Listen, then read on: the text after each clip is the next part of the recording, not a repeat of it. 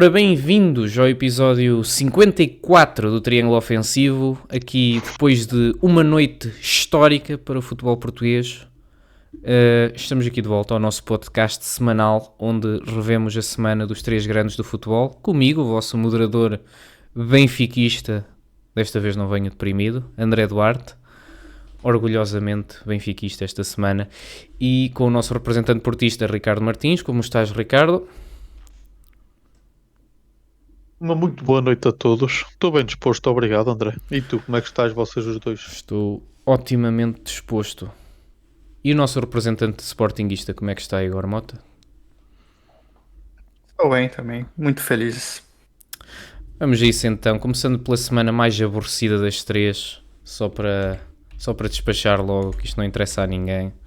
Futebol Clube do Porto, este fim de semana arrancou mais uma vitória pela margem mínima no campeonato, não foi? Por uma margem mínima de 3-0. Estou a brincar. Futebol Clube do Porto 3, Gil Vicente 0. Ricardo, qual foi a tua leitura deste jogo? Foi um bom jogo do Porto. Acho que foi dos melhores que o Porto fez nos últimos tempos. É claro que o Porto fez a expulsão ajudou, não é? Partindo de um certo fase, mas também já era uma altura onde o jogo estava bem encaminhado. Acho que podia-se ter feito mais, em termos de concretização, mas também é um bocado como o Farioli diz, de há 6 meses atrás já se reclama só porque se concedeu a baliza. Portanto, acho que não posso criticar muito. Aqui e ali ainda se notou que há coisas, muitas coisas ainda ou coisas não são assim tão poucas que para corrigir, nomeadamente alguma falta de acerto no ataque que resultou a notar, apesar dos 3 golos que foram marcados. Hum, mas pronto, foi um jogo que acho que é incontestável a vitória do Porto Acho, e nota positiva para o Samu, que foi provavelmente um dos melhores jogos da época, que estava a jogar muito mal e conseguiu corrigir isso este jogo. Achas que sem a expulsão o Porto tinha conseguido alargar a vantagem ou ia ficar em mais de 1-0 se não fosse o vermelho? Eu diria que acabaria por surgir mais um gol ou outro, era bem provável que sim. Mas entendo sim, eu talvez tivesse ficado por mais um zero, não me admirava muito, até pela falta de, de ambição do Farioli em querer arriscar, aumentar a vantagem, prefere segurar um zero. Vimos isso em N jogos esta temporada e este também não foi diferente. Claro que depois com a expulsão a equipa acabou por soltar um bocadinho mais na frente, até para lances de individuais, mas pronto, foi uma boa vitória contra uma boa equipa e acho que foi sem dúvida dos melhores jogos do Porto este ano. E se não me engano, antes daqui do jogo do Rangers, o Porto este era já o sexto ou sétimo jogo sem sofrer um golo. Acho que ainda não tinha sofrido golo este ano, se não me engano. Não sei se para a Liga Europa sofreu algum. Sofreu na semana passada, é verdade. Com o Plezano, não foi? Esquece o que eu disse então. Tiago Silva é o novo central fixo do Porto? É, sim, eu acho que o Diego Silva veio para ser titular. Uh, mas pronto, evidentemente não vai fazer os jogos todos porque 42 anos já pesa um bocadinho nele, mas acho que sim, tem condições de ser titular. Agora, a questão que se impõe é, muito provavelmente até dia 31 ainda vai chegar um reforço mais, pelo menos.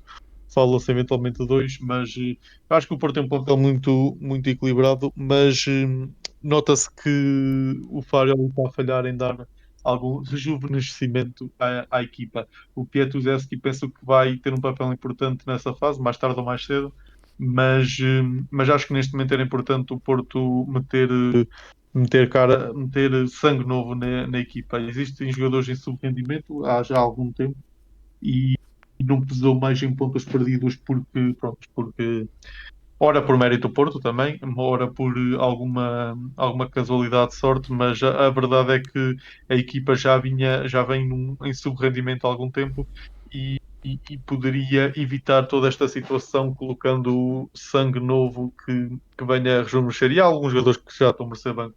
Inclusive o Samu, que fez um grande jogo contra o Gil Vicente, esteve bem a fazer as coisas que normalmente faz mal, mas, eu acho que o Fábio tem que pensar seriamente em rodar mais o plantel, não no sentido de rodar por dar descanso, mas no sentido de rodar por dar novas oportunidades inclusive é ao jovem polaco, aquele Piastuzewski, que parece-me a mim que tem muita qualidade e que vai acabar por roubar lugar ao Borja Sanches. Claro que isto estou eu a especular, mas acredito que sim, que tem qualidade para isso. Acho que os dois se complementam, e sendo que o Porto vai ter jogos a meio da semana, por enquanto, na Liga Europa. Acho que vai haver espaço para os dois no plantel, mais o Rodrigo Mora e o Gabri Veiga, e etc. Por isso, mas também estou com fé que esse Piatuzewski parece bonzinho. Já o Gil, Igor, o Gil não é aqui para tirar mérito ao Porto, mas o Gil já não é o que era há uns meses atrás, pois não? Sim, pode-se dizer que o nível caiu um pouco. Talvez também foi pela sequência de jogos com equipas da parte de cima da tabela mesmo. Então, talvez tenha sido esse o motivo do baixo rendimento nos últimos jogos. Mas eu acho que é mais mérito ao Porto mesmo, por causa que essa equipe do Gil Vicente realmente é uma equipe boa. Não é a mesma equipe de um mês, 2 meses atrás, mas era uma equipe que é muito equilibrada, é uma equipe que sabe sofrer, que sabe atacar, e o Porto conseguiu uma vitória muito sólida. Não, Continuo. não concordo, não concordo. Não Não concordas concordo com o que que o vocês Gil disseram, quer dizer, não concordas que o Gil esteja pior do que estava há uns meses atrás? Foram muitos resultados desapontantes estes meses. não, quer dizer, roubaram pontos ao Sporting já este ano, em dia 2. Já não perdiam desde novembro. Quer dizer, tudo bem que teve aqui alguns empates pelo meio, mas o Gil Vicente vem com um ritmo competitivo nos últimos meses ao nível que fez de forma consistente desde o início da temporada. Não é por acaso que Deixa-me é analisar um complicado. bocadinho. Quer dizer, tem 3 derrotas. Tem 4 derrotas no campeonato, 2 delas contra o Porto, outra contra o Benfica e outra contra o Tondela.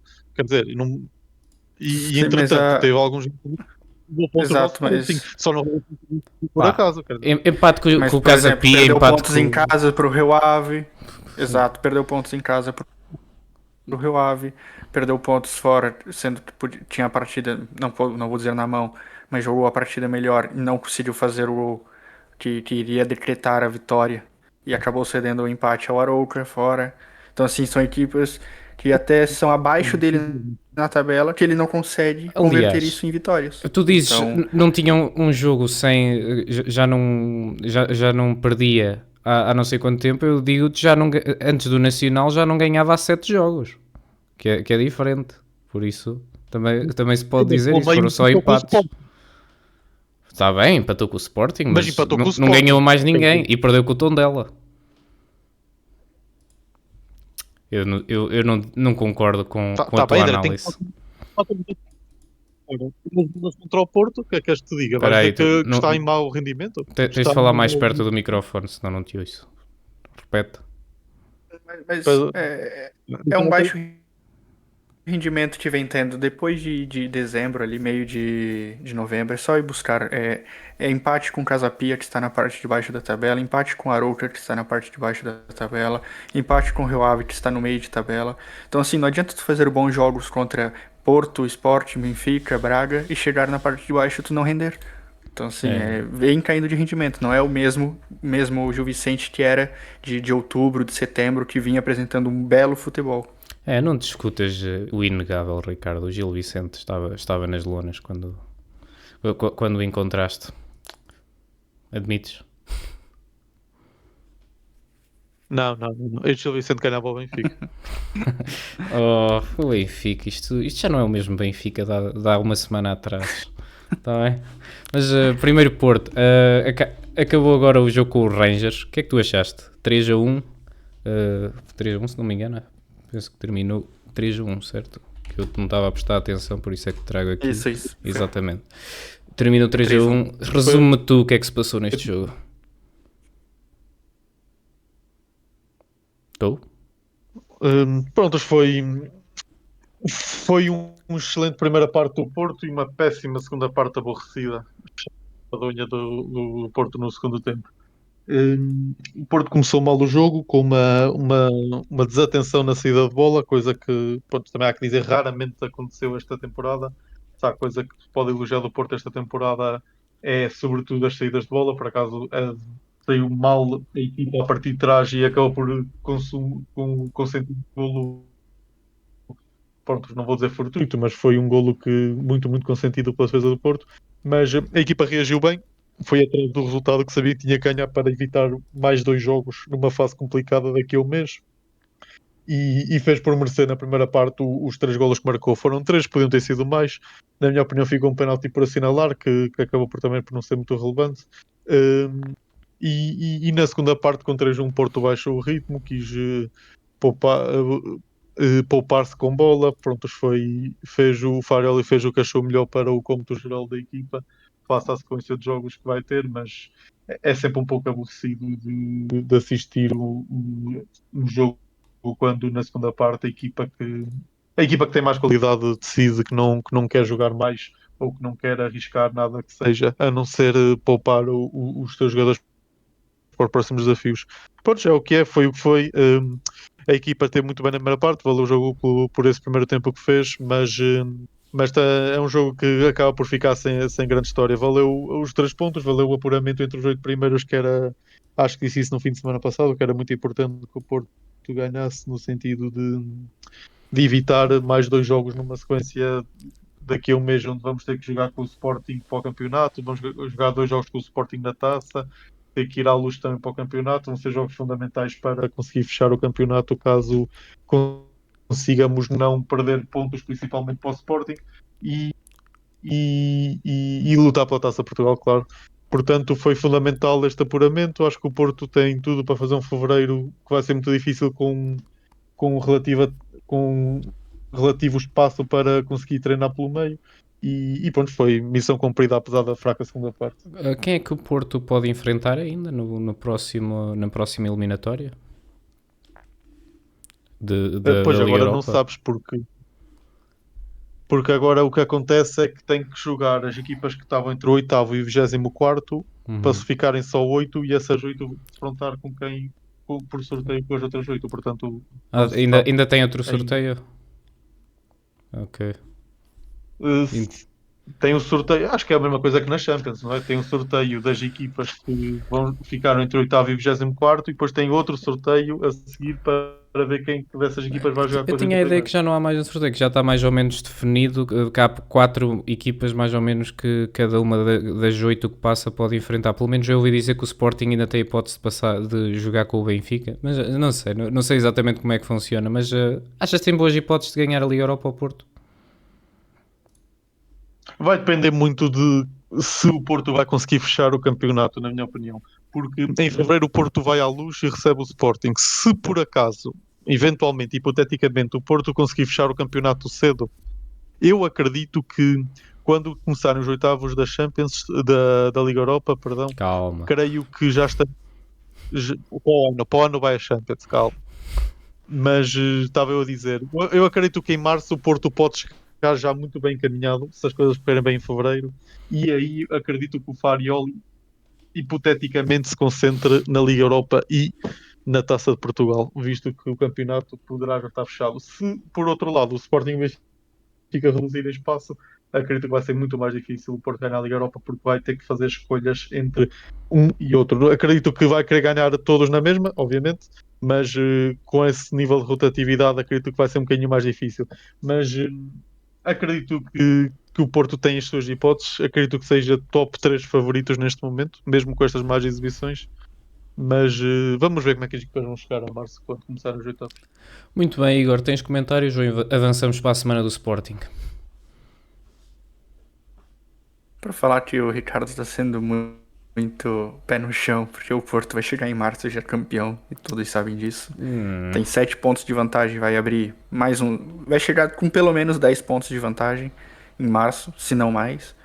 E sem dúvida nenhuma o Porto vem muito forte. Eu acho que mais ainda para a Liga Europa do que próprio para a Liga. Aqui na Liga o Porto vai começar a não tirar o pé, mas eu acho que vai começar a usar uma equipe mais alternativa, porque vai conseguir gerir bem os pontos que tem de vantagem. E eu acho que o Porto fez bem, que justamente isso não deu importância a todos os pontos, tanto que não perdeu nenhuma partida, então não perdeu nenhum ponto irrelevante, apesar do empate que teve.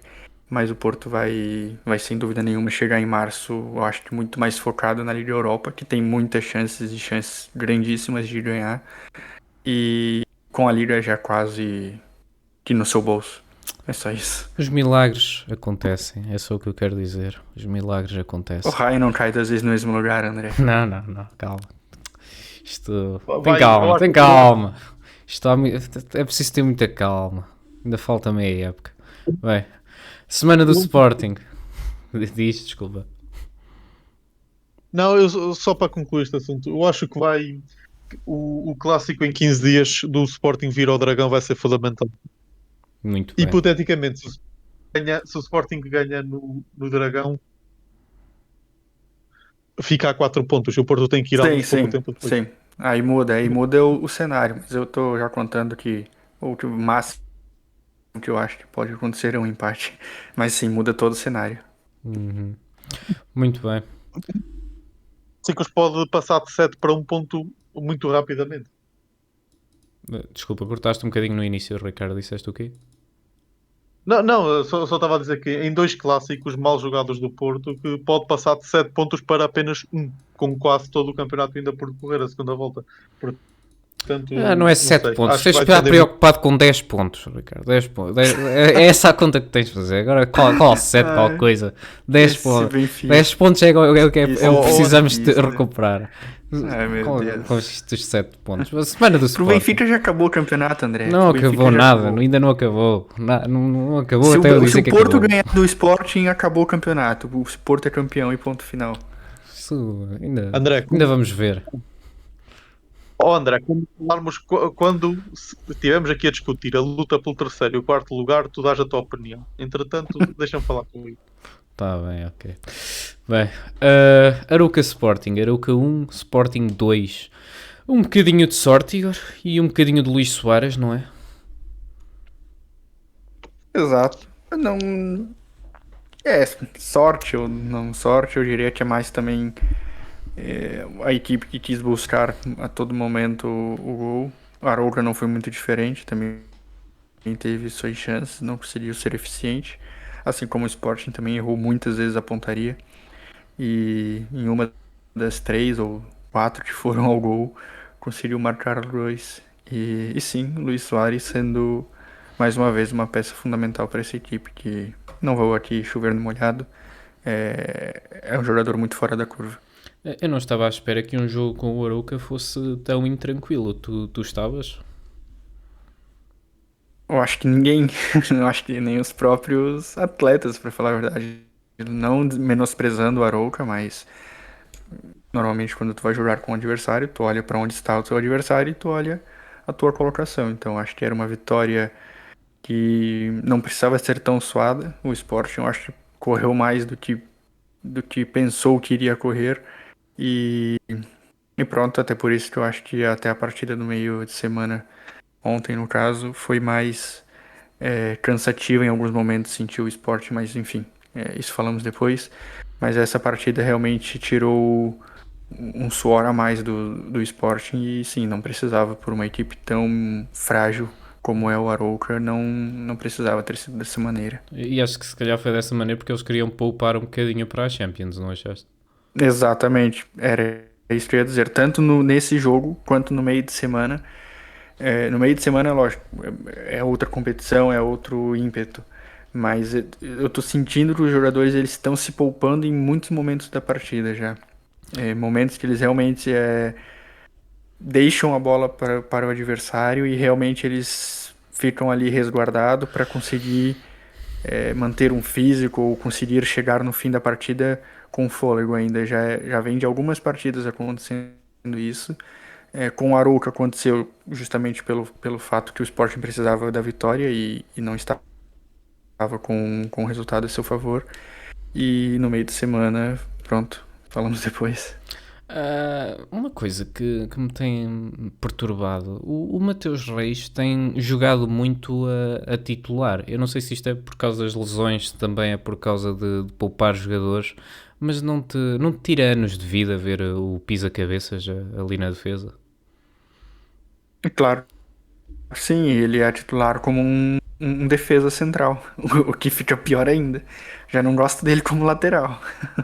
E como defesa, pronto, o Gonçalo Inácio tem que fazer a função de dois, porque o Matheus Reis é aquele jogador que eu já disse em outras oportunidades, até quando surgiu o interesse do Palmeiras nesse atleta, eu falei que é um atleta para compor o elenco e entrar ali no final de partida, 10, 15 minutos, e ainda é capaz de fazer cagada. Isso deixa bem grifado, porque ele é esse tipo de jogador, na minha opinião, mas pronto, vem tendo minutagens. Eu acho que essas minutagens que ele vem tendo é justamente para descansar os principais atletas. E pronto, assim, ele vem ganhando minutagens e talvez com essas minutagens que ele vem ganhando, ele vem adquirindo um pouco mais de maturidade, que é o que falta para esse jogador. Muito bem. Ricardo, tu que estás tão preocupado com o Sporting neste momento, ficaste triste com este golo do último minuto? Fiquei, claro. E tu, André, também deves ter ficado, não é? Não Eu me já estava a preocupa o fazer contas. Sporting. Eu já estava a fazer contas para 9 pontos, mas acho que, pronto, foi merecido o Sporting ter marcado, acho eu. Porque apesar de terem adormecido um pouco, como o Igor disse, mereciam ter ganho. Ok, então. Ficamos por aí no campeonato para o Sporting e passamos para o jogo da Liga dos Campeões. Atlético de Bilbao 2, Sporting 3. E para a segunda vitória no último minuto da semana, o Sporting dá aqui um show de bola ao Atlético de Bilbao. Não é assim? Sim, eu acho que uma vitória mais do que justa para quem conseguiu assistir minimamente a partida.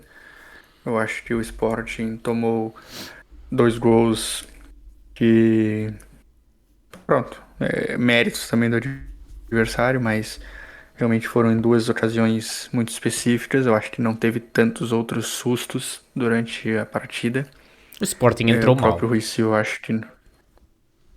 Entrou mal eu no acho jogo. que entrou mal, entrou abaixo da rotação, só que esse gol tão cedo, eu acho que fez o Sporting querer jogar. Então, não foi de todo mal ter tomado esse gol tão cedo.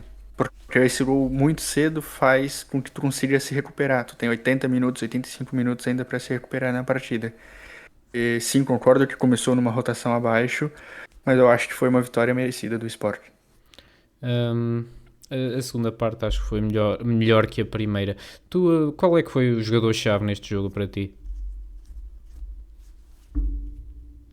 Sim, novamente posso dizer do Luis Soares, apesar de não ter feito gols, mas o Luis Soares é uma peça fundamental pela questão da pressão ofensiva que ele faz. Ele sempre é aquele atleta que faz a defesa adversário até o próprio meio de campo errar alguns passes, o que isso se torna fundamental. O Yudman também conseguiu distribuir muito bem a partida, mas se for falar assim, um atleta que fez a diferença, pode-se dizer foi o Trincão ou o próprio Pote a partir do momento que entrou, que conseguiu mudar ali a partida. Para mim é o Trincão. Eu acho que o Trincão está de volta às grandes exibições, tu não achas? Sim, ele fez uma grande exibição, com certeza, e o gol ainda é uma prova disso, e fora as outras jogadas ofensivas que surgiram do pé dele ou passaram por ele. Sem dúvida nenhuma, é um atleta que vem subindo de rendimento, mas eu prefiro manter ainda a calma porque já tivemos alguns flashes com outros atletas de ter esses rendimentos de 2, 3 jogos e depois voltam a baixa. Então, prefiro manter ainda um pouco de calma, mas sim, vem subindo de rendimento e isso é muito bom. Quão importante foi o golo para o Alisson se afirmar agora no Sporting? Achas que vai começar a jogar mais a titular? A titular eu não sei, eu acho que ele é muito imaturo ainda, eu acho que ele toma muitas decisões precipitadas, o que é normal, é um jogador muito jovem, eu acho que não tem nem 25 anos. E esse gol dá muita confiança pro atleta, lógico, principalmente ele que entra sempre no fim de partida e em poucos minutos poder mostrar ali, poder ajudar a equipe, principalmente, e não só ajudar em questões táticas, mas ajudar com gols, como ele vem fazendo, ou na verdade ele não vinha fazendo, mas agora retornou às redes. Então isso é muito bom para a confiança do atleta, e eu acho que na liga ele vai voltar assim a ter minutos. O próprio Luiz Guilherme começou a ter mais minutagens do que ele, o que é normal na minha opinião, porque já é um atleta, eu acho que com um pouco mais de rodagem, mas eu acho que na liga, em alguns jogos, ele vai voltar a ter mais tempo para poder mostrar o seu futebol. E que não é um futebol mau, como eu já disse, é Eu um também não futebol acho, eu que, também não acho. por ser jovem, ele é muito precipitado em algumas ações que ele toma. Então, eu acho que com o tempo ele vai ter cabeça e vai entender. Sim. Bom jogador para entrar perto do fim, pelo que se viu. O Sporting é a primeira equipa neste novo formato da Champions a passar no top 8. Como é que isso te faz sentir, Igor? Tinham de ser primeiro, tinham de ganhar alguma coisa. Tinham de ser primeiros em alguma coisa. Pelo menos em alguma coisa, né? Mas agora também não podemos levar isso como um prêmio de já passamos para as oitavas. Isso não adianta de nada se chegar nas oitavas e tomar 2 tacas e for eliminado. Tem que fazer isso surtir efeito principalmente para os jogos da Liga, que vai conseguir ter um descanso a mais, assim como o próprio Ricardo falou na questão do Porto.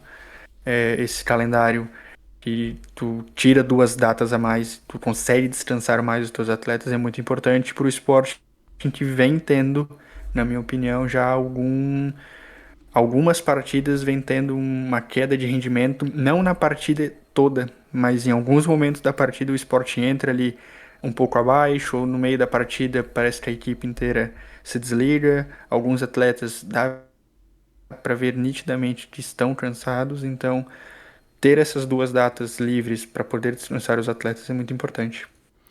Muito bem. Ricardo, comentários sobre este jogo e sobre a qualificação do Sporting?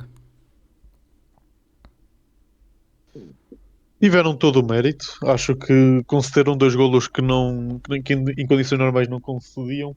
Foi ali um pouco de. Pronto, não vamos bater mais no Mateus Reis, não é? Mas acho que foi todo o mérito. Tiveram todo o mérito, ganharam muito bem ao PSG, cumpriram contra o Atlético Bilbao com mais ou menos dificuldade e fizeram uma das melhores fase de grupos da Champions do Sporting todos os tempos, até diria. Acho que é a melhor. Eu não me lembro de uma fase de grupos de Champions do Sporting. Eu nem me lembro de fases de grupos de Champions do Sporting serem tão comuns, até anos recentes. Mas já boas fases de grupos ainda é mais raro. Por isso tem que se dar mérito aqui à equipa do Rui Borges, treinador de Mirandela. Diz, Ricardo. É um bocado estranho ver o Sporting entre o top da Europa, não é? Mas pronto, eles têm todo o mérito, estão a passar uma boa fase, fizeram uma excelente fase de grupos da Champions. Agora acho que não se chama fase de grupos, não é? Fase de Agora liga. não sei como é que se chama agora. Mas, fase de Fase de liga, não liga, sei. exato. Esta fizeram uma excelente fase de liga. Perderam ali também uns pontos que podiam perfeitamente não ter perdido, mas pronto, faz parte também. Passaram entre os 8 primeiros, tanto parabéns, acho que cumpriram com o objetivo que tinham. E vamos ver o que é que lhes calha no sorteio nos oitavos, porque se ganhando daquela forma ao PSG também podem ambicionar ir um pouco mais longe do que isso, não é? Sim, eu acho que fazem aqui. Toda a gente estava à espera que estes últimos 2 jogos o Sporting descansasse já com o apuramento garantido e perdesse com o PSG e depois com o Atlético, e acabaram por ganhar os 2 jogos. Por isso, todo o mérito à equipa do Rui Borges, na minha opinião. Passamos para o Benfica. Então, vamos para a felicidade do nosso moderador. Vamos a isso, mas antes da felicidade ainda temos aqui de falar do Estrela da Amadora. Ganhamos 4-0 em casa contra o Estrela da Amadora. Acho que foi um jogo normal do Benfica em casa contra uma equipa de meio da tabela. O resultado se calhar até foi um bocadinho melhor do que a exibição. o momento-chave do jogo foi mesmo o golo do Pavlidis de cabeça antes do intervalo, que acabou por desbloquear ali a coisa, porque até aí continuávamos sem criar grandes oportunidades. Depois, o que de facto é a história do jogo, e o que há aqui que realçar é o Benjaki, que demonstrou que também tem maturidade e qualidade na sua estreia para ser uma opção de segunda linha, para lateral direito. E depois também tivemos o gol do Anísio Cabral, que acaba por ser um momento bonito para a estreia dele também, e é bom. Acho que depois também tivemos o Lopes Cabral, também se redima um pouco daquela má exibição que teve no Dragão, e a meu ver também acho que até lhe dava a ele o homem do jogo, apesar de depois nem ter jogado contra o Real Madrid. Acho que é um pouco isto que devemos fazer agora que, pronto... eu brincava um bocado que ainda temos hipótese, mas as hipóteses que temos no campeonato não estão lá muito famosas. Acho que devemos aproveitar para tentar dar oportunidades aos miúdos, valorizar a formação, passa muito por aí, na minha opinião. Ricardo, comentários sobre o jogo aqui, e já agora tinha aqui uma pergunta. Não achas que tanto o Benjaki como o Blopa já mostraram mais em poucos jogos do que aquele cepo do Martim Fernandes, que já anda lá há 2 anos e não mostra grande coisa? Viste o golaço que meteu ainda este fim de semana, o Martim Fernandes? O Martim Estás mesmo a falar do Martim Fernandes ou estás a confundir com outro qualquer? Não, estou a O falar do homem Martim meteu um Fernandes. golaço. É um cepo o Martim Fernandes. Homem, fogo. Tu Mários vós ter esse lateral direito, pá, qual Dedic qualquer. Ou Fresneda. Dedic é ótimo, só precisa de passar a bola no último terço. Mas o que é que achaste do jogo já agora? Foi tranquilo para o Benfica. O Estrela Amadora também não se quis chatear muito. Não quis correr muito também. É fácil. As equipas aqui da capital já sabes como é, não gostam de criar muitos problemas. Igor, Anísio Cabral ou Arthur Cabral? Quem tem mais gol pelo Benfica, André? Acho que ainda é o Arthur Cabral, mas o Anísio Cabral não precisa de assim Por tanto enquanto. tempo para ultrapassar. Quantos golos é que ele tinha? A gente chegou a fazer uma aposta. Nem por isso, sei. acho que aquele pai acho que fez mais que 10. Não sei se fez mais que 15. Fez. Acho que foi mais que 10. Sim, mas gostaste deste Acho que novo não demora ponto de muito lança? e o Anísio passa. Eu acho que vai ser o avançado de Sim, terceira linha. Acho que não sei exatamente se o Ivanovic vai ficar por cá, mas acho que o Anísio Cabral vai ser daqueles avançados para entrar quando o jogo está todo. Estamos a precisar de um gol. Acho eu. Assim, dá pra ver que é um atleta que tem ali um certo conhecimento já do ambiente que ele está dentro de campo, apesar da pouca idade, e tem um bom futuro. Tudo depende de como vai ser os próximos jogos. Eu acho que um jogo a gente não pode criticar tanto e também não pode colocar num pedestal tão alto que depois a queda é muito grande. Mas é um atleta que pode sim ser diferente. Agora, uma pergunta que eu tenho pra te fazer, André. Como é que foi a reestreia do Rafa? Eu ia já agora perguntar isso, queria falar-vos da contratação do Rafa, que nós temos evitado esse tópico nas últimas semanas. Acho que para mim isto é a chamada contratação maioral, não faz bem nem faz mal, mas acho que o Rafa, não sei, ele treinou um pouco de tempo sozinho, agora que estava chateado com o Besiktas, ainda vai demorar a encontrar algum ritmo para jogar a titular, mas para mim o Rafa é uma boa opção para certos jogos, é um segundo avançado mais competente, mas como investimento para o futuro não faz qualquer sentido. Eu por acaso vi um post que expressava bem a gestão do Rui Costa nestes últimos anos. Ele contratou o Jurasek por 12 milhões, vendeu por 4 e vendeu o Rafa a custo zero e agora comprou por 6 milhões. As piadas fazem-se automaticamente, até nestas semanas, nesta semana que até foi boa. Este tipo de gestão é um bocadinho... Acho que toda a gente está contra esta contratação, a maioria dos benfiquistas ouviu-se no estádio muitos assobios também, o que não é simpático para o atleta, eu acho que não se devia fazer, mas realmente é uma contratação que não faz muito sentido. Mas eu espero que tenha sucesso e continuo a achar o Rafa um excelente jogador. Vocês Sim, não né? sei o que é que Ele acharam. não faz bem, não faz bem, não faz mal, mas deixa ele perder um gol contra o Real Madrid numa fase final de Champions pra ver se não faz mal. Não, é que o problema do Benfica é aquela coisa, o problema do Benfica é a eficácia. Então vamos contratar o Rafa. Isto é... quem se lembra do Rafa de há umas épocas atrás, há um jogo com o Farense que aquilo dava para me tirar da janela, tirava-me anos de vida, os golos que ele não conseguia fazer. Empatamos por 2-2 com o Farense porque ele falhou uns 4 golos de baliza aberta, era uma coisa ridícula, mas pronto, acho que ainda pode resultar. Se não resultar também fica no banco e não se fala mais nisso, que neste momento também temos boas opções ali para o 10 ou até para o 9,5. Ricardo, comentários? Estás mutado. Oi, peço desculpa. Estava aqui a pensar nas minhas apostas. Eu, em relação ao Rafa, pronto, eu já acho que é um bocado aquilo que estavas a dizer, André. Vem acrescentar valor, é verdade. Eu acho que vem trazer qualidade individual, mas vai depender muito da forma como ele recupera os índices físicos. Se consegue nos próximos 15 dias voltar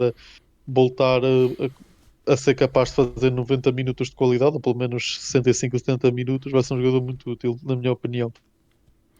Até pela falta de qualidade do Benfica. Pronto, o Leandro Barreiro, acho que já falámos aqui sobre o facto de fazer alguns jogos bons, mas no geral não ter qualidade para ser titular. O Sudakov tem mais qualidade que o Barreiro, mas também apaga-se muito em determinados momentos, esconde-se do jogo nos momentos mais difíceis. Acho que o Rafa vem trazer muito mais competitividade na posição 10 ou até eventualmente a jogar num corredor, caso o Mourinho assim entenda, mas eu acho que foi uma boa contratação do Benfica, mas pronto, cai um bocadinho no ridículo o facto de ter saído a custo zero e agora pagarem para ir buscá-lo 2 anos mais velho, o que pronto, já é um bocadinho descabido, mas em termos financeiros é descabido, em termos esportivos acho que ainda bem é tempo de acrescentar valor. E se ele não treinar bem, vão lá 300 adeptos ao Seixal para o motivar. Por isso, não desesperem, porque o Rafa ainda vai fazer uma grande época, não é assim? Temeste que houvesse um ataque à academia, como houve no Sporting? É coisas que eram escusadas verem-se, mas pronto, parece que se manifestaram pacificamente, só foram lá pedir satisfações e exercer o seu direito democrático de reclamar com a equipa. Mas não é assim o tipo de coisas que eu gosto muito de ver e espero que não se abra uma porta para esse tipo de coisas. Meu, há pessoal mesmo que precisa de arranjar um emprego, meu. Uma quarta-feira à tarde vai fazer algo do útil. É que é mesmo. Enfim, passamos para o jogo da semana, o grande jogo da semana. Vamos a isso, pessoal. Passamos. Benfica 4, Real Madrid 2. Ainda é difícil falar porque pronto, aconteceu ontem, mas isto aqui, meus amigos, foi talvez a vitória mais marcante de toda a minha vida de benfiquista. E isto foram muitas vitórias, mas esta aqui eu acho que vai ficar para a história. Isto é tipo o Benfica 4-4 com o Leverkusen da minha geração. Não me lembro nada com contornos tão cinemáticos como foi este jogo aqui. Pensar que numa época que já desde para aí há uma semana atrás que estava completamente morta, com toda a crise que o Benfica tem atravessado nestes últimos tempos, e qualificar-nos na última vaga, no último minuto do último jogo, com o cabeceamento do guarda-redes contra se calhar o clube com o nome mais sonante do mundo, que é o Real Madrid, é daquelas coisas que isto um dia vou estar numa idade avançada e vem um neto e pergunta ao avô como é que foi aquele cabeceamento do Turbino ao vivo naquele jogo contra o Real. Isto é é surreal o milagre que aconteceu ontem.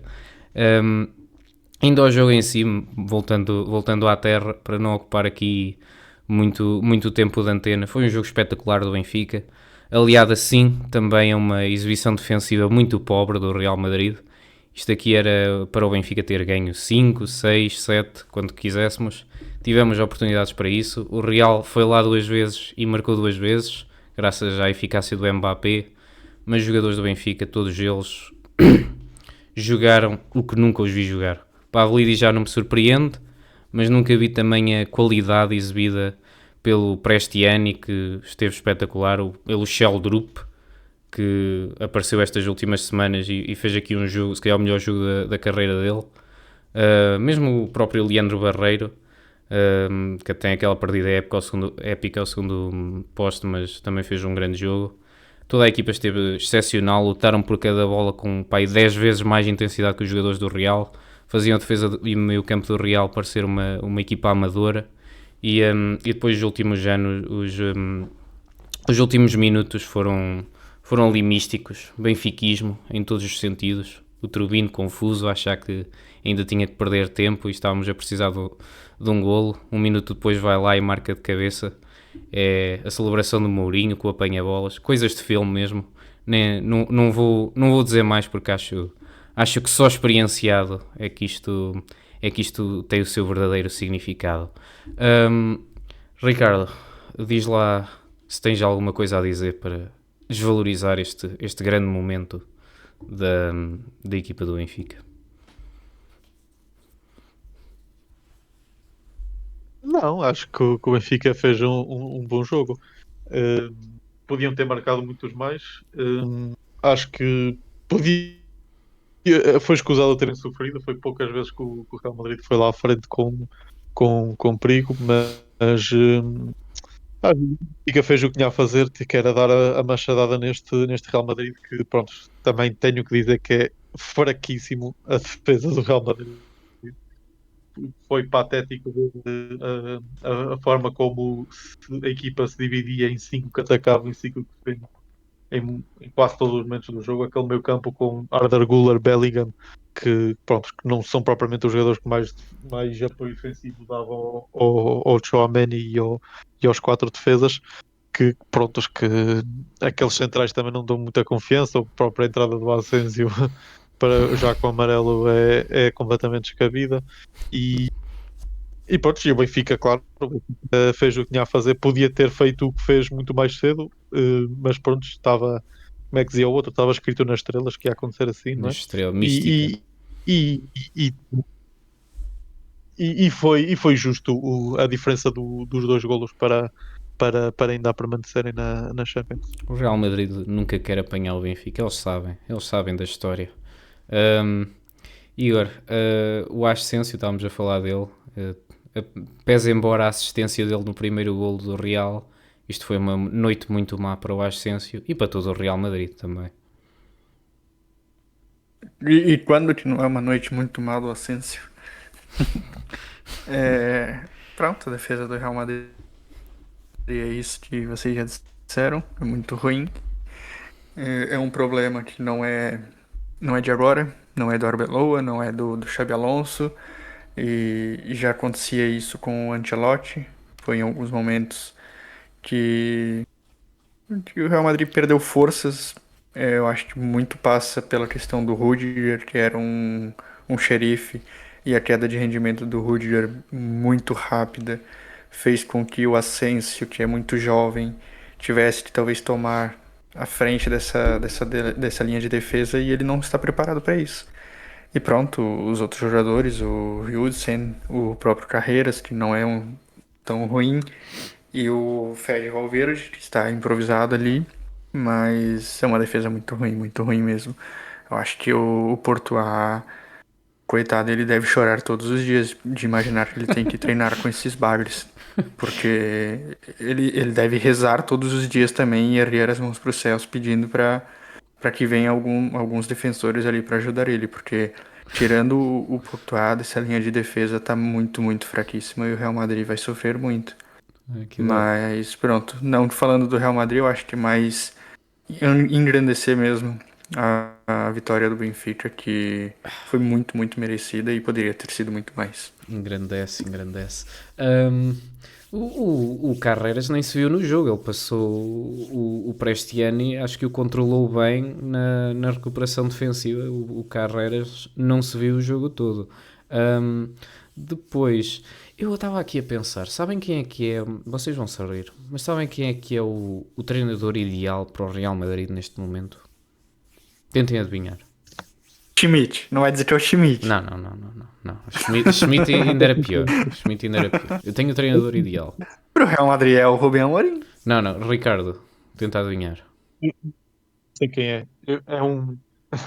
É um jovem espanhol que fez uma grande temporada na Alemanha, chamado Xabi Alonso. Meu Deus. Não, o treinador ideal é o Jorge Jesus. Porquê? Porquê? Porque, eu faço explicar. O Jorge Jesus, o Benfica tinha este problema. O Jorge Jesus resolve este problema. Onde quer que ele vai resolver este problema? A defesa organizada. A organização defensiva, o pessoal pensa que o Mourinho é que é o mestre da organização defensiva. O mestre da organização defensiva é o Jorge Jesus. Ele vai ao treino e ele diz especificamente onde é que cada jogador tem que estar e como é que têm a acontecer as recuperações defensivas. Ele ensina o básico mesmo, mas só o básico. O problema é que estes jogadores do Real não sabem o básico. O Benfica nunca teve tanta facilidade, esta época, não teve tanta facilidade com nenhuma outra equipa de entrar no meio campo adversário. O Prestiani corria para onde queria, o Schellerup corria para onde queria, que ele parecia, estávamos a jogar com uma defesa da Distrital. Eu acho que o Jorge Jesus chegava, ensinava os básicos só e depois saía. E o Real Madrid voltava às vitórias. É essa a minha teoria. Comentários? Horrível. Comentários, Giga. Eu acho. Assim, Eu acho que. Diz isso, pode dizer. Não, o Igor. Não, força. Eu acho que o Real Madrid realmente a queda de produção, principalmente defensiva, vem muito da aposentadoria do Toni Kroos. O Real Madrid não teve nenhum outro jogador que fazia a função do Toni Kroos. Ele não era um 5, mas ele organizava muito bem essa parte do meio de campo. E pronto, o Real Madrid não tem mais esse jogador ali que controla o meio de campo, o que é muito importante para uma equipe ser equilibrada. E a queda de rendimento do Rudiger, que é escancarada. Ele estava jogando muito, muito bem em 2, 3 meses e passou ali uma semana, ele começou, parecia que era uma criança que estava aprendendo a jogar futebol. A queda de rendimento dele foi muito grande e ele era um líder também dentro de campo. E justamente da linha defensiva, que é onde o Real Madrid hoje tem tantos problemas. Não, E eu acho que a junção disso, que é, no caso, a aposentadoria do Toni Kroos, e não ter um líder e uma pessoa que realmente saiba defender, que seria o Rudiger, o Real Madrid se tornou essa piada que é na linha defensiva. O Real Madrid precisa de um trinco novo e de um central. E basicamente uma nova linha defensiva toda. Mas Ricardo, diz o que ias a dizer e depois avançamos para a Liga Inglesa, que ainda temos aqui mais 2 jogos só para mencionar. Não, eu só ia dizer que a tua escolha do Jorge Jesus é completamente descabida, patética e ia ser um flop como foi em quase todo lugar por onde passou. Não. O Jorge Jesus no Real Madrid, ele ganhava a La Liga. As Champions não digo, porque ele não é bom em finais, mas ele ganhava a La Liga. E mais não digo. Liga Inglesa. Tivemos o Arsenal a perder em casa contra o Manchester United por 2-3. Aqui em coisas mais corriqueiras, Ricardo, temos um United pela segunda semana seguida a surpreender. Vence o favorito ao título nos Emirates. É precipitado dizer que se calhar era mesmo o Amorim o problema. Eu acho que sim. Eu sou-te sincero. Eu gosto do Amorim. Mas a incapacidade do Amorim a se adaptar a jogar num esquema tático que não seja com 3 centrais Pá, quer dizer, é um bocado patético, não é? O homem se não puder jogar com três centrais atrás, que morre, ele morre, se tiver três centrais atrás, cai-lhe um dedo, cai-lhe uma perna, um braço. É, É aquela famosa frase do aprendeu a contar com bananas, se der maçã, ele não sabe o que fazer. Não, tu metes todos os teus jogadores, cada um na sua melhor posição, e dizer-lhe assim: epá, tu tens esta posição para jogar em campo, tu sabes onde tens de posicionar nas bolas paradas, tu sabes quem vai estar ao teu lado porque já jogáis juntos há algum tempo, em alguns casos deles. Tu concentra-te no que tens que fazer e faz. Meu, e a magia acontece, não é assim tão diferente. Tu vê a forma como o Mbeumo, ou como é que o homem se chama, ele está liberto na frente, para que aquela é a melhor posição dele? Ele lá na frente liberto. O homem faz magia, é muito craque, é muito craque. O Bruno Fernandes, a forma como, em vez de jogar ao lado do Casemiro, como jogava na maioria das vezes jogava com o Bruno Fernandes, ou com o Bruno Fernandes, perdão, com o Ruben Amorim, ou no corredor, que afeta tipo ao meio. Pá, o homem é um 10. Metam-no a 10 e o homem vai fazer passos. Até nem fez assim um jogo tão grande com o Arsenal. Fez um jogo foi excepcional e foi com o City. Mas mesmo neste jogo com o Arsenal, meu, metes-o a 10 e tens ali um dos. Para mim, até o melhor médio do mundo. As coisas que ele já fez no United, mesmo com o United completamente destroçado, neste momento, pá, o Bruno Fernandes esteja na tua equipa, mete-o a 10. Como vais organizar a equipa do resto, não sei. Mas mete o Bruno Fernandes a 10. O homem resolve os jogos todos. E enfim. quando não resolve o jogo, o resto da equipa a mais de meio caminho. É por isso que eu digo: o Ruben Amorim fez um grande trabalho no Braga e fez um grande trabalho no Sporting. É muito bom treinador. Mas porra, meu, parece o Anselmi. Só sabes jogar com três centrais, meu. Não sabes mais tática nenhuma, nunca tinha. Anselmi é bom. Tinha que estar sempre com três centrais. Tinha que jogar sempre de lança à central. Tinha que estar sempre com três centrais atrás. Mesmo que tivesse a levar cinco e precisasse dar a volta. Está com traumas do Anselmi. Achas que esta época consegue alugar no top 4 o Manchester? Vai depender muito. Vai depender, mas eu não me admirava, porque mesmo com o Ruben Amorim perderam muitos pontos, mas estão em quarto lugar. E estas duas vitórias ainda vieram reforçar essa posição, portanto, por que não? É verdade que atrás tem o Chelsea e o Liverpool com 1 e 2 pontos de atraso, mas eu acho que o United vai se focar na Premier League e até se calhar não sei se não chega ao terceiro lugar. Enfim, Igor, o Arsenal tem aquele instinto de deitar as coisas a perder. São 2 empates e uma derrota nos últimos 3 jogos. A distância para o City encurta para 4 pontos. Na Champions tiveram dificuldade contra o Kairat ontem, apesar de no fim confirmarem as tais 8 vitórias em 8 jogos. A tremideira momentânea ou o sinal de fraqueza que ainda pode deitar a época a perder? Eu acho que é aquela tremedeira famosa do Arsenal, o que todos já conhecem, mas pronto, eles fizeram uma vantagem, abriram pontos de vantagem justamente para quando chegar nesse momento eles não perderem a liderança assim tão fácil. Mas pode-se dizer que o Arsenal é pipoqueiro, talvez esteja aparecendo novamente. Bem, temos só aqui mais um jogo para falar assim muito, muito rapidamente. Nápoles 2, Chelsea 3. Nápoles perde e é eliminado junto com o PSV e o Bilbao. Porquê é que esta equipa do Conte está com tantas dificuldades para ser consistente esta época, Igor? Eu acho que é questão de estilo de jogo. Eu acho que falando mesmo assim de estilo de jogo, o futebol italiano que eu venho assistindo algumas vezes, acreditem se quiser, é um futebol, é, eu acho que muito tático. E na Champions, principalmente, tu pega equipes ali que às vezes não vão ganhar na tática, mas vão ganhar no abafa, vão ganhar de qualquer maneira, elas vão buscar uma opção para ganhar o jogo. Não que o Napoli não faça isso, mas o Napoli eu acho que é um sistema muito. Assim como o Ricardo falou do Rubem Amorim, com 3 centrais, só sabe jogar dessa maneira. O Napoli do Conte parece que cada jogador tem ali a sua posiçãozinha. Eu tenho que fazer isso, eu não posso fazer aquilo. O meu colega faz aquilo, não faz aquele outro. O Napoli é muito isso. Eu acho que eu vejo uma equipe muito é muito fraca mesmo pra Champions, tanto que não conseguiu ficar nem entre os 24. E uma boa exibição do Chelsea, eu só não percebo como é que o João Pedro não é titular indiscutível todos os jogos e ainda não ali com Delapes e Gaês e não sei o quê. Mas pronto, isso é secundário. Passamos para o jogo das apostas, não é verdade? Temos aqui para apostar 7 jogos, se não me engano, exato. Primeiro, para o campeonato. Já agora, eu estou à frente no jogo das apostas, graças a acreditar, quando ninguém acreditava que o Benfica ganhava ao Real Madrid. Mas isso é secundário. Tondela-Benfica.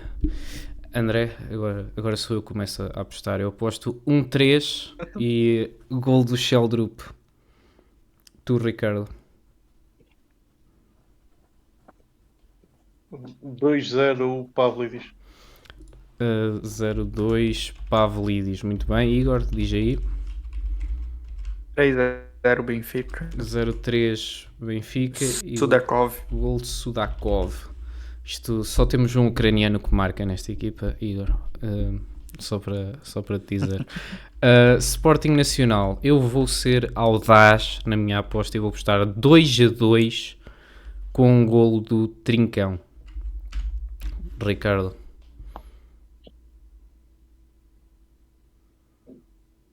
Espera aí, tu apostaste 2-2 no Sporting? Apostei 2-2 no Sporting. Não questiones o meu método. Tu não gostas mesmo de estar... Tu não gostas de estar em primeiro lugar, pois não? Não, eu não questiones. Aceita só. Quando vir já acontecer, não me chamas mal. Não me chamas É o mal. elefante em cima da árvore. É o elefante em cima da árvore. Anda lá, dá a aposta. É verdade. 2... 2-0? Alô? Estás-me a ouvir? Sim, Conseguiste ouvir? agora estou a ouvir. Não ouvi, foi a aposta, diz. 2-0 para o Sporting. 2-0, Luís Soares. Muito bem, Igor, qual é a tua aposta? 3-1 Sporting. 3-1. Gol de Luiz Guilherme. Luís Guilherme. Ok. Muito bem. Casa Pia Porto, Ricardo. Ricardo não. 1-3, Samu é a minha aposta. Força do hábito, André, não é? É. Diz lá a aposta. 0-2 para o Porto. 0-2, Samu. Muito bem. Igor. 0-2 também para o Porto. 0-2. Gabri Veiga. 0-2, Gabri Veiga. Boa aposta, por acaso. Vamos então para a Inglaterra, em que temos 2 jogos para a Premier League e 2 jogos para a Taça Carabao a meio da próxima semana, ainda antes do podcast. Primeiro, para a Premier League, Newcastle-Liverpool. A minha aposta é 2-1 para o Newcastle, com um golo de Harvey Barnes. Tu, Ricardo? Quanto é que foi a tua aposta? Desculpa. 2-1 para o Newcastle, com um golo de Harvey Barnes. Eu vou meter 2-1 para o Liverpool e Kitty. 1-2 para o Liverpool, é Kitike. E tu, Igor? 3-1 Liverpool. 3-1 Liverpool. Um gol de Gakpo. Ok. Tottenham Manchester City também para a Premier League. A minha aposta é 0-2 Cherki. A tua aposta, Ricardo?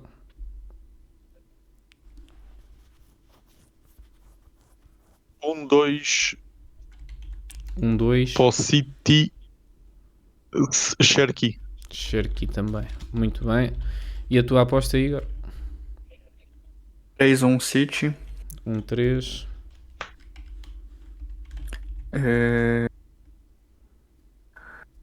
O Semenyo.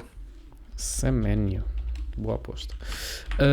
A minha aposta para Arsenal-Chelsea para a Taça Carabao, segunda mão. O Arsenal tinha ganho a primeira em Stamford Bridge. Eu vou apostar num empate 2-2 com um golo de Enzo Fernandes. A tua aposta, Ricardo? 2-1 para o Arsenal, Gabriel Jesus. 2-1 para o Arsenal, Gabriel Jesus. E a tua aposta, Igor? 2-1 Chelsea. 1-2 Chelsea. Gol de João Pedro. João Pedro. Ok, e por último Manchester City Newcastle, também para a segunda mão. O Manchester City tinha ganho 2-0 ao Newcastle fora e agora vai jogar em casa. A minha aposta é 1-0 para o Manchester City com um gol de Haaland. A tua aposta, Ricardo? 2-0 para o City com golo de